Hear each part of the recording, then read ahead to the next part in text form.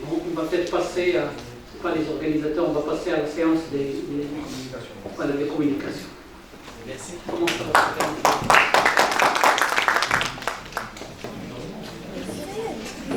Bonjour, chers collègues, chers étudiants. Donc j'ai le plaisir et l'honneur de modérer cette première session de communication de ce colloque portant sur la migration et l'intégration linguistique. Alors sans trop attendre, je vais donner la parole à Madame Chaup-Desclis de l'Université de Reims Champagne-Ardenne. L'intitulé de sa communication est « Français, langue d'intégration et d'insertion, focus sur les dispositifs actuels de formation à visée professionnelle ». Permettez-moi de vous rappeler que le temps imparti est de 15 minutes. Merci. D'accord, merci beaucoup. Bonjour à tous et à toutes. Je vous remercie pour l'accueil et pour l'organisation de ce colloque. Et donc j'ai l'honneur de vous présenter ma recherche issue du terrain sur lequel j'interviens. Donc le français, langue d'insertion.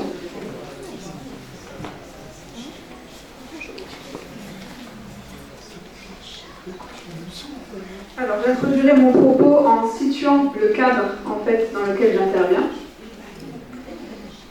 Donc, le champ d'intervention de la didactique du français et, pour les adultes migrants est un champ professionnel au carrefour des métiers de la formation et de l'insertion.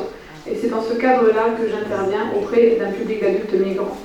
Donc, dans le Grand Est, en Lorraine, à Metz et Thionville. Alors, en introduction, je veux juste présenter rapidement le cadre dans lequel sont mis en place ces dispositifs, qui sont financés par l'État. Donc, depuis novembre 2016, on a un partenariat entre la Direction générale des étrangers en France, la Délégation générale de l'emploi et la formation professionnelle, l'Office français de l'immigration et de l'intégration et Pôle emploi. L'objectif est de faciliter et renforcer l'accès des étrangers signataires du contrat d'intégration républicaine, donc le CIR, au marché du travail. Et la finalité, donc, c'est une insertion professionnelle efficace des étrangers primo-arrivants grâce à l'élaboration d'un parcours d'intégration professionnelle avec un suivi personnalisé. Donc, plusieurs questions guident ma réflexion et ma communication. Donc, les formations FLE à visée professionnelle, quelle place dans le parcours d'intégration des adultes migrants? Donc, je m'excuse, je regarde là parce que je ne vois rien sur le... Voilà. Donc, les formations FLE. Depuis 2004, donc, l'apprentissage de la langue française est inscrit dans le Code du travail. Donc, voilà. Pour embaucher un étranger en tant que salarié ou travailleur temporaire en France, l'employeur doit donc demander à l'administration une autorisation de travail. Et de son côté, le ressortissant étranger doit déposer une demande de délivrance d'un titre de séjour auprès de la préfecture compétente. Voilà. Mais pour cela, la délivrance des titres de séjour, elle est corrélée à la connaissance de la langue française. Et donc la progression vers le niveau A1 est nécessaire pour l'obtention d'une carte de séjour pluriannuelle. Donc ça, c'est la réalité des migrants adultes qui arrivent en France. Donc ces formations sont indispensables dans le parcours d'intégration-insertion, je parle des formations linguistiques, mais les dispositifs actuellement mis en place sont-ils pertinents en ce qui concerne les besoins des stagiaires et les contenus sont-ils adaptés à leurs besoins quotidiens et à l'insertion professionnelle? Donc sur le chemin de l'insertion professionnelle, quels sont les dispositifs, quels sont les objectifs et quels sont les contenus? Je présenterai pour cela 3 dispositifs sans m'attarder sur les détails parce que le temps ne suffit pas, mais pour montrer en quoi il me semble, donc les processus sont en voie d'amélioration vraiment pour répondre aux besoins des migrants. Je trouve que c'est très positif. Et ces 3 dispositifs sont mis en place à partir de cette année 2022. Et moi, j'interviens plus particulièrement sur le dispositif OFI 22FL. Donc ce dispositif fait partie des nouveaux marchés OFI 2022. Et donc une des principales nouveautés, c'est le positionnement linguistique qui est opéré par un prestataire externe. Donc suite à ce positionnement, on a différents parcours, 4 parcours obligatoires. Donc un parcours de 600 heures qui est réservé aux non-lecteurs, non-scripteurs. Un parcours de 400 heures qui est orienté sur l'entrée dans l'écrit. et un parcours de 200 heures pour un public déjà scolarisé dans sa langue maternelle, avec besoin de consolidation des compétences écrites et orales. Et le dernier parcours est un parcours de 100 heures destiné à un public déjà scolarisé et qui a simplement besoin de consolider ses compétences écrites. Voilà, plus on a 2 parcours complémentaires, donc vers A2 et vers B1 ensuite. Donc le double objectif général est l'acquisition de l'autonomie dans l'apprentissage, la maîtrise de la langue française comme langue d'usage pratique et en immersion. Le dispositif de formation linguistique OFI vise à créer donc de la cohérence entre les enjeux des apprentissages et des contextes d'utilisation de la langue orale et écrite. C'est une réponse aux besoins de formation en langue française d'adultes étrangers dont le français n'est pas la langue maternelle. Donc ça, c'est ce qui est issu du cahier des clauses particulières. Et je trouve que cela correspond aux recherches menées par Hervé Adami et Virginie André en parlant de l'intégration linguistique qui est réussie, comment on la définit, est-ce qu'elle est en adéquation finalement par rapport aux besoins des migrants et non dans l'absolu. Donc quelles avancées concrètes pour les adultes migrants? Donc dans le dispositif OFI 22FL, on nous demande d'avoir une approche itérative, donc basée uniquement sur des supports authentiques issus du quotidien finalement de la vie des migrants. Donc ces contenus peuvent être publicitaires, donc format papier, numérique, audiovisuel, avec une préconisation d'utilisation du numérique, des extraits de séries télévisées, des affiches de services publics, des plaquettes d'information, bref, tout ce qu'ils rencontrent finalement au quotidien. Et ce que je trouve qui est une avancée notable dans ce dispositif, c'est une entrée dans l'apprentissage de la langue par l'oral, puisque quand ils arrivent en France, beaucoup ne sont pas scolarisés, n'ont pas accès à l'écrit. Et donc c'est par cette entrée que commence l'apprentissage. Donc les premières 200 heures, donc c'est un focus sur la communication orale. L'objectif est d'atteindre le niveau A1 à l'oral, en compréhension et en interaction à l'issue des 200 heures.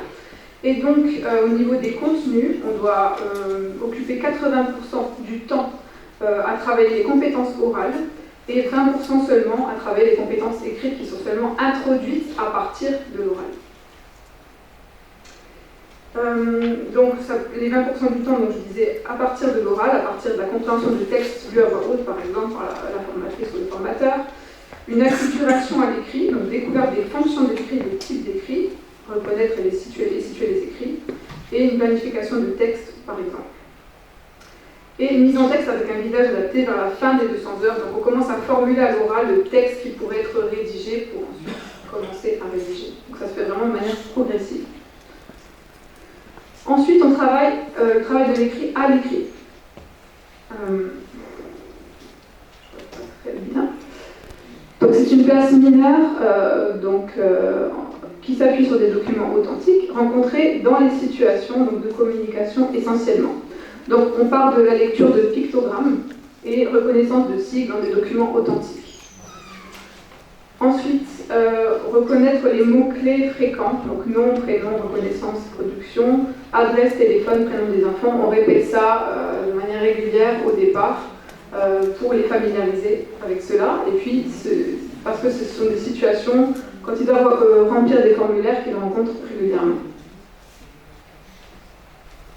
L'entrée dans l'écrit se fait donc d'abord par la découverte connaissance des lettres de l'alphabet et par le travail du geste graphique sans visée communicative à partir de quelques mots-clés identifiés déjà auparavant. Donc beaucoup ne maîtrisent pas le geste graphique et donc on doit passer un certain temps à les accompagner. Et là se pose le problème des publics hétérogènes. Donc, parce qu'il y a dans le même groupe des personnes qui ont déjà été scolarisées et des personnes qui n'ont jamais été scolarisées.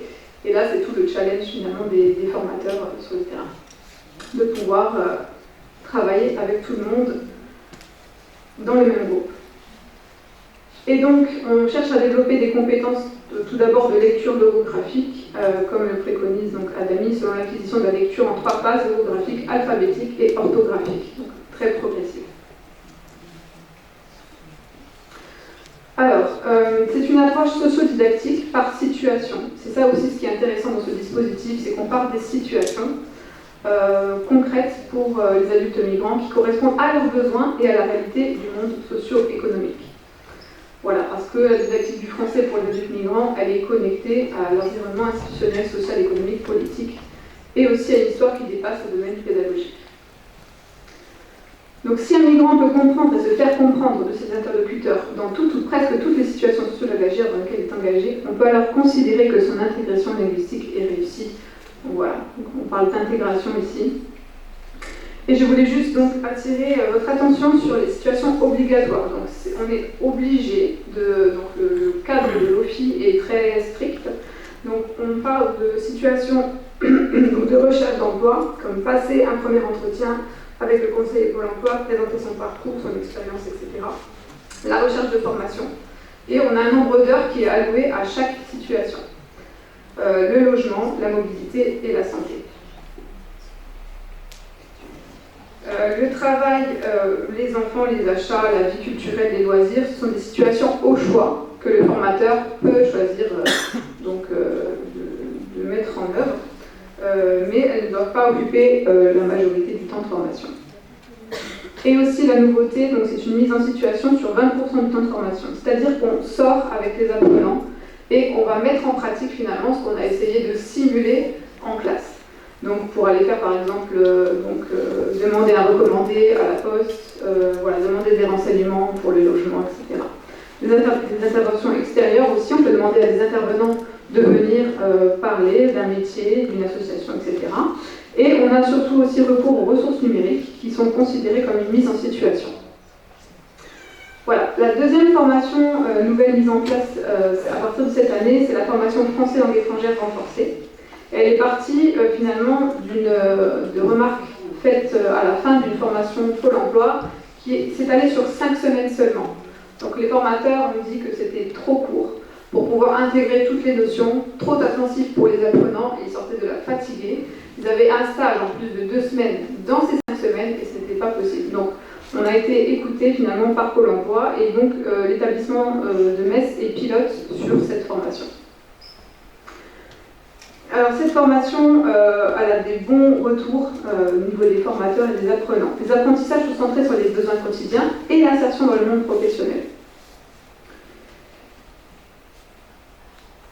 Alors, cela permet au stagiaire de renforcer ses compétences linguistiques en français pour lui permettre de communiquer dans des situations usuelles, complexes de la vie quotidienne et professionnelle, et surtout de travailler sur un vrai projet professionnel. D'obtenir une validation du niveau de langue également, et il y a des périodes d'accompagnement en entreprise. Donc on a 486 heures de formation en centre et 105 heures en entreprise, 3 semaines au total, réparties en 2 périodes, une fois une semaine, une fois 2 semaines. Et donc on est déjà sur une intensité hebdomadaire de 35 heures, ce qui correspond au temps de travail finalement en France. En fin de parcours, une passation du DCL, et ce que j'ai mis en lumière, donc c'est surtout là-dessus que je veux attirer votre attention, c'est qu'on a un accompagnement à l'insertion professionnelle de 75 heures, une formation à la technique de recherche d'emploi, donc comment faire un CV, comment faire une lettre de motivation, comment finalement se déroule un entretien d'embauche, qu'est-ce que je dois dire, etc. Et un soutien coaching selon les besoins. Voilà, donc je passe les détails parce que je crois que le temps passe très vite. Voilà, donc par exemple, dans les situations ciblées métiers, on a accueillir un visiteur en face à face au téléphone, communiquer au quotidien avec les partenaires du travail, etc. Échanger lors d'un entretien de recrutement et tout le lexique finalement spécifique au secteur professionnel du stagiaire, tertiaire, industrie technique, transport logistique, etc. Et technique de recherche d'emploi, donc comment faire un CV, j'ai déjà dit, comment se comporter finalement en entretien d'embauche, et construire un argumentaire aussi, parce que lorsqu'on nous pose des questions en entretien d'embauche, il faut savoir répondre. Et donc on veut vraiment, dans cette formation, les préparer à tout ça. Voilà, j'avance un petit peu. Voilà. 3e formation qui s'appelle DAPI, donc dispositif d'apprentissage et de formation à l'insertion professionnelle. Donc, ceux qui valident un niveau A1 à l'OFI peuvent continuer directement sur cette formation et ça c'est très intéressant cette articulation. Voilà, et ils peuvent valider du coup un niveau de langue par le diplôme de compétences en langue et atteindre un niveau de langue suffisant pour accéder à un accompagnement socio-professionnel, une formation ou au marché du travail directement. Voilà. Son intégration et accéder à un emploi et atteindre un minima le niveau A2 du CECRL. Donc les contenus, j'ai mis en jaune, il y a d'autres contenus mais sur linguistique, mais j'aimerais insister surtout sur ces contenus-là. Donc langue professionnelle transverse, 40 heures. Donc toujours accueillir en face à face au téléphone un visiteur, communiquer au quotidien avec des partenaires de travail et échanger lors d'un entretien de recrutement. Donc ça ressemble à l'autre formation, Pôle emploi. Et le FLE par le théâtre aussi, ça c'est très intéressant d'intégration et accéder à un emploi et atteindre un minima le niveau A2 du CECRL. Donc les contenus, j'ai mis en jaune, il y a d'autres contenus mais sur linguistique, mais j'aimerais insister surtout sur ces contenus-là. Donc langue professionnelle transverse, 40 heures. Donc toujours accueillir en face à face au téléphone un visiteur, communiquer au quotidien avec des partenaires de travail et échanger lors d'un entretien de recrutement. Donc ça ressemble à l'autre formation, Pôle emploi. Et le FLE par le théâtre aussi, ça c'est très intéressant et ça marche très bien. Donc pour familiariser les stagiaires aux postures professionnelles finalement et au savoir-être, favorisant l'insertion professionnelle sur le territoire français et l'insertion sociale. Alors je voulais aussi arriver au retour d'expérience des formateurs. Donc les retours soient globalement assez positifs sur ces 3 formations, surtout pour les nouveaux dispositifs à visée d'insertion professionnelle. Donc qui s'appelle Pôle emploi renforcé. Les stagiaires déjà sont rémunérés et on a une préparation plus pertinente au monde du travail, une formation longue avec stage, donc qui correspond au temps travaillé en France. Donc les retours de formateurs et formatrices que j'ai pu interroger, donc ça marche hyper bien parce que tu les as longtemps et ils vont en stage, ils sont là tous les jours. On les a depuis le mois de septembre 2022, ils avaient tous le niveau A1 acquis. Ils ont déjà tous évolué, c'est très complet, c'est vraiment très bénéfique. Et sur 12, ils sont 10 à avoir un stage. Voilà, ils sont vraiment motivés, c'est l'insertion par le travail. Les points améliorés se concernent surtout le dispositif OFI, parce qu'on a remarqué qu'il faudrait vraiment, en amont finalement du niveau A1, une formation dédiée au public alpha, qu'on appelle alpha. Pour donc pouvoir apprendre à lire, apprendre la graphie, du français, etc. Et il y a de très gros écarts de niveau entre les différentes personnes qui composent le groupe. Et ce qui fait que ça stresse certains apprenants, surtout que donc, on part de 600 heures, et il y a des personnes qui intègrent la formation à partir de 400 heures, donc pour d'autres problématiques et d'autres buts finalement, c'est surtout l'entrée dans l'écrit. Et on a un décalage qui se fait entre les différents apprenants. Et on a remarqué que ceux qui bénéficient de la formation en 600 heures sont stressés, finalement, parce que les autres arrivent avec un niveau supérieur. Et donc ça, il faudrait améliorer cela. J'arrive à ma conclusion. Et donc je pense que ces formations, pour moi, sont un point positif vraiment sur le territoire français pour les adultes migrants. Je trouve qu'on avance globalement par rapport aux premières formations OFI qu'on avait en 2017 où ce n'était pas du tout les mêmes contenus. Mais on peut encore améliorer cela en valorisant le plurilinguisme des adultes migrants dans le cadre de ces formations. Pourquoi ? Pour une prise de conscience du capital linguistique qu'ils possèdent déjà. Pour une approche plus sereine de la langue cible, voilà, en valorisant toutes les langues de la classe. Et pour une meilleure cohésion dans les groupes au niveau souvent très hétérogène. Et d'autres choses. Et donc j'ai la possibilité justement de faire des ateliers donc, au Greta-Lorraine Nord, ce que je vais faire cette année pour sensibiliser donc, les formateurs aux approches plurielles et à la valorisation du plurilinguisme. Voilà, je vous remercie de votre attention.